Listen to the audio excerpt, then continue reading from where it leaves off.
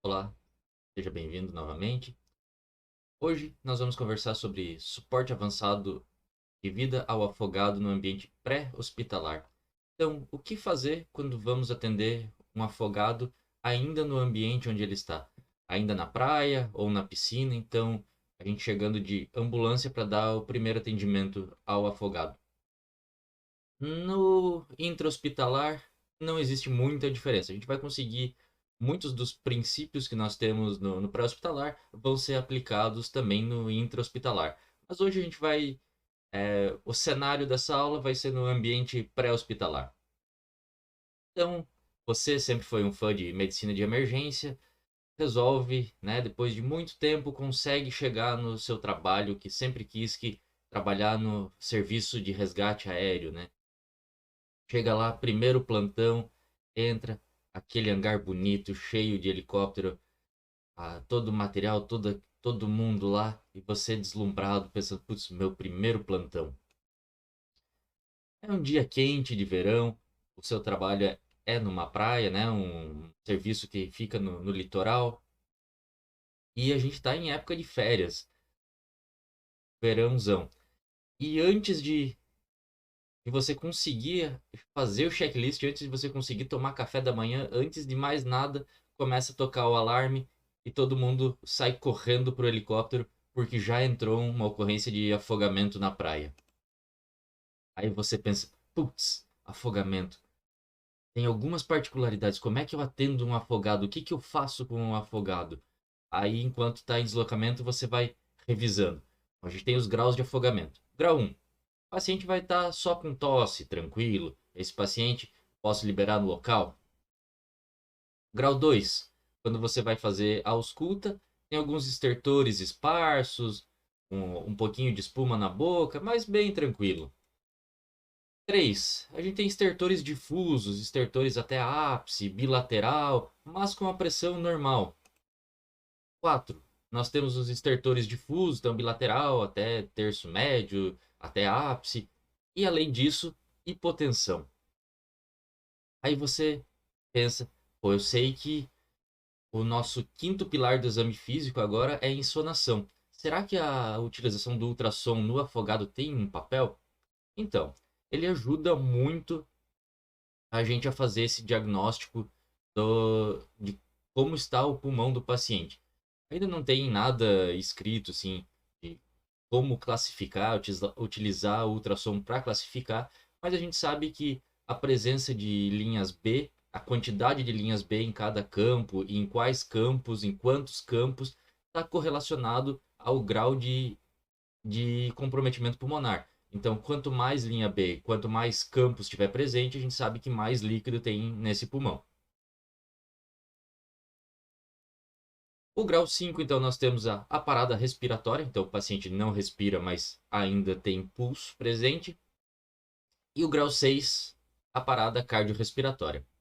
Obviamente, como você é pé frio, você recebe em voo ainda o aviso de que os guardas-vidas já tiraram o paciente da água e estão reanimando na praia. E agora? Quais são os desafios que a gente tem no pré-hospitalar? O que, que o pré-hospitalar difere do intra-hospitalar? Primeiro, a gente vai ter que pousar, se a gente está indo de helicóptero, a gente vai ter que pousar nessa praia. De ambulância é um pouco mais tranquilo, mas de qualquer maneira a gente tem que chegar aonde está o paciente e se a praia estiver muito cheia, a gente vai ter que dar um jeito de chegar. De helicóptero, a gente vai ter que dar um jeito de pousar nesse local. E depois, um outro desafio é que a gente está indo com suporte avançado. Suporte avançado, a gente tem mochila com medicação, mochila de via aérea, a gente tem monitor, ventilador, ultrassom, uma série de equipamentos que a gente vai ter que levar através da praia. Então, às vezes, pega uma praia mais longa, uma praia mais cheia, uma areia fofa. Tudo isso são desafios que a gente tem até chegar no paciente. Nem começou o atendimento ainda. Quando você chega, a avaliação inicial é que o paciente submergiu, viram que ele afundou, deu uns 2 minutos para conseguir tirar de dentro da água, mas já foi retirado em parada cardiorrespiratória, então já afogamento grau 6.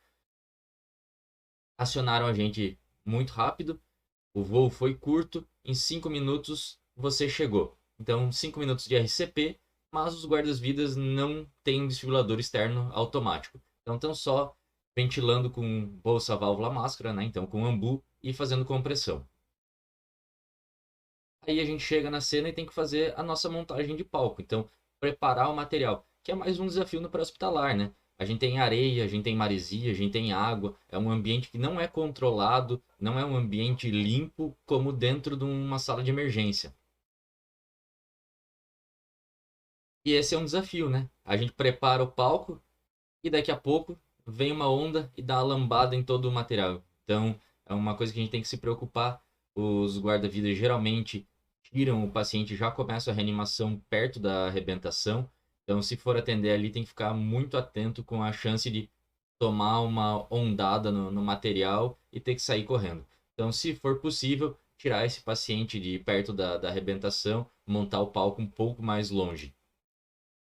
E aí? O que nós fazemos agora? A gente faz ABC, que nem fazia antigamente, né? Ah, não, esse negócio de ABC não existe mais. Agora é CAB, então compressão, depois ventilação, ou pede socorro. Agora não dá para pedir socorro, porque você é o médico em cena, né? Você que tem que tomar essa decisão. Então, o que a gente tem de evidência é que para pacientes em PCR, por afogamento, o algoritmo ainda é ABC. A gente tem que reverter a causa da parada e a causa da parada é hipóxia. Então a gente precisa de ventilação por pressão positiva nesse paciente. E aí, como é que a gente faz isso? Dá para usar uma máscara laríngea ou eu tenho que entubar? A gente já viu que, né, vários estudos trazem uma correlação aí de melhora da sobrevida em parada cardíaca quando a gente usa máscara laríngea, porque não perde tanto tempo tentando entubar. Mas esses pacientes não. Esses pacientes a gente precisa realmente da intubação orotraqueal, porque a máscara laríngea não consegue fornecer uma pressão tão boa, um controle tão bom da ventilação quanto a intubação. Então precisa de um tubo na traqueia, balonete insuflado, para conseguir fazer uma PIP um pouco mais alta, para conseguir fazer uma ventilação mais controlada, que é o que esse paciente precisa agora. E quando você vai entubar, obviamente você está na praia. Não tem como levantar a maca até a altura, fica muito difícil posicionar adequadamente o paciente, né? Usar a coxinha, alinhar os eixos, é uma coisa que é bastante difícil. E a gente espera, né, que quando for laringoscopar, vai ver essa imagem bonita aqui da traqueia aberta esperando o tubo. Mas, quando você deita, ou o sol vai estar diretamente na tua frente, quando você levanta o rosto, dá aquela olhada direto no sol, ou o sol vai estar diretamente atrás de você e quando você laringoscopa, vem toda a luz do sol e não consegue ver nada. Então, é mais um desafio que a gente tem no pré-hospitalar, atendimento na praia. A intubação é um pouquinho mais complicada também.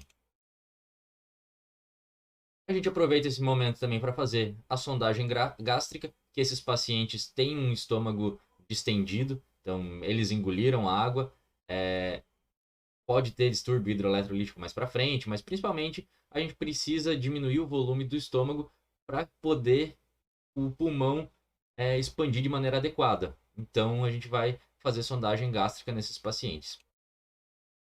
E aí, a gente pensa no A como via aérea e controle de cervical. É um paciente que é traumatizado? O afogamento é um tipo de trauma, né? Mas se não tiver um mecanismo de trauma para a gente pensar numa lesão de cervical, a gente perde tempo e é ruim para o paciente fazer a restrição de movimento de coluna neles. Então, o paciente afogado, a menos que ele tenha uma história de ter mergulhado em água rasa, alguma coisa assim, para a gente se preocupar com a cervical, não vai perder tempo botando colar e maca rígida. O paciente, então, entubado, a gente tem que considerar a ventilação dele. É um pulmão de SARA, então é um pulmão lesionado. Essa água faz um edema, faz atelectasia. Então, é um pulmão que não é bom de ventilar. É um pulmão que ele não ventila de maneira uniforme. E a gente tem que pensar que a gente tem muito líquido, o interstício dele está cheio, os alvéolos estão cheios. Então, via de regra, esse pulmão a gente vai ventilar um um pouquinho mais agressivo do que o nosso paciente clínico normal, né? O que tem um pulmão bom. Então, em vez de fazer ali 4 a 6 ml por quilo, esse a gente tende a fazer 6 a 8 ml por quilo para ventilar um pouco melhor esse paciente. Tomando cuidado porque tem edema, tem atelectasia e a gente tem que evitar fazer barotrauma nesse paciente. E a gente pensa, pô, e faz diferença se ele se afogou na água doce ou na água salgada? A patofisiologia é um pouquinho diferente, né? A água doce tende a puxar os eletrólitos para fora, para o alvéolo, enquanto a água salgada é o contrário, né? A gente vai ter um edema intersticial. No fim das contas, acaba sendo bem parecido, né? Tanto a água doce quanto a água salgada causam edema pulmonar, o alvéolo vai estar cheio, então não vai ser isso que vai mudar o tratamento. A osmolaridade da água não importa. Exceto, né, um afogamento no mar Morto, que não é o nosso caso aqui. E a gente vai para a circulação. Então, o A, B, C.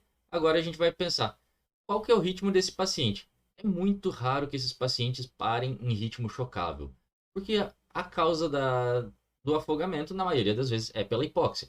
Óbvio que um paciente pode ter um problema elétrico, pode ter um infarto, pode ter uma arritmia e por isso se afogar? Pode. Mas, na grande maioria das vezes, o coração não é o problema. O problema é o pulmão. Então, tende a ser uma parada em AESP e a sistolia. Então, por isso que a gente não é tão agressivo na checagem de ritmo. Então, primeiro a gente vai garantir a via aérea, a respiração e depois partir para a circulação. Ao contrário do nosso paciente clínico, que assim que a gente tem condição, a gente já vai partir para a análise de ritmo, porque a terapia elétrica é necessária, né? Então, e esse paciente molhado tem alguma particularidade? Mais ou menos. O ideal é que você seque um pouco o paciente, que você não fique em contato direto com a água, mas a eletricidade tende a se dissipar de maneira bastante rápida e uniforme na água. Então, se você tiver em contato ali com o molhado, pode ser que tome um choque também, mas tende a ser um choque um pouco mais leve. Mas principalmente, se o paciente estiver molhado, com o tórax molhado, essa energia vai se dissipar e não vai para o coração, que é o que precisa, né? E precisamos do ultrassom? O que o ultrassom pode nos dizer?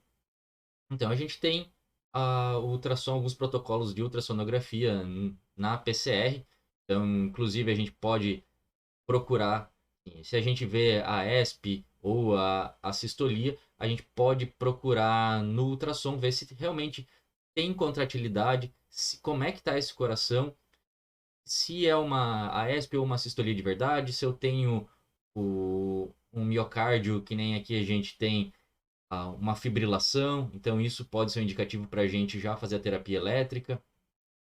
Aqui a gente vê que o coração está tentando contrair, mas por algum motivo não está conseguindo. Pode ser a pré-carga que está muito baixa, pode ser, né, a própria hipóxia. Então, mas a gente vai ter que não é um coração que está parado.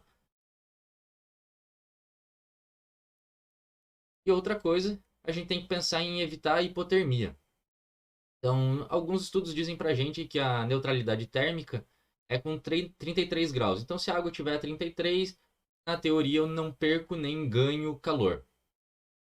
Em Florianópolis, que é aqui perto da onde eu moro, a gente tem essas temperaturas. No inverno 18 e no verão 25. Então, mesmo no verão, que a água está mais quentinha, ela ainda está muito abaixo da neutralidade térmica. Então, esses pacientes têm hipotermia sim. Então, a gente tem que aquecer eles, medidas ativas de aquecimento, porque a gente sabe que a hipotermia prejudica muito toda a fisiologia do paciente. E quando a gente está pensando em evitar a hipotermia, além das medidas ativas de aquecimento, tem as medidas passivas, né? A gente pode usar a manta térmica, porque na praia sempre tem vento. E o paciente que está molhado, com um vento, como aqui a gente diz, o vento sul, vai perder mais calor ainda e isso vai ser muito deletério para o paciente. Então a gente tem que ficar bastante atento para evitar hipotermia nos pacientes afogados, quando a gente está atendendo nesse ambiente pré-hospitalar. E no E a gente ainda tem o everything else, tudo o resto, né? Passa o antibiótico para esse paciente já na cena? Não. O afogamento não se beneficia de antibiótico profilaxia. A menos que seja um afogamento em esgoto, uma água muito contaminada, mas via de regra a gente vai tratar se ele desenvolver uma infecção, a gente não vai fazer profilaxia. Corticoide também não parece ter um papel muito importante nesses pacientes. E deu tudo certo, você fez as medidas, conseguiu entubar, ventilou, a RCP de qualidade, o paciente voltou. Agora é hora de manter ele, ir para o hospital, conduzir esse paciente, né, com cuidados pós-parada, então avaliar a pressão, ver se é necessário fazer mais volume, fazer um vasopressor, adequar a ventilação e conduzir para o hospital. Chegando no hospital, a gente relaxa e passa o paciente para quem vai continuar o cuidado dele. Se ficou dúvida, comentário, qualquer coisa, aqui nos comentários aqui embaixo ou no Instagram. E até a próxima.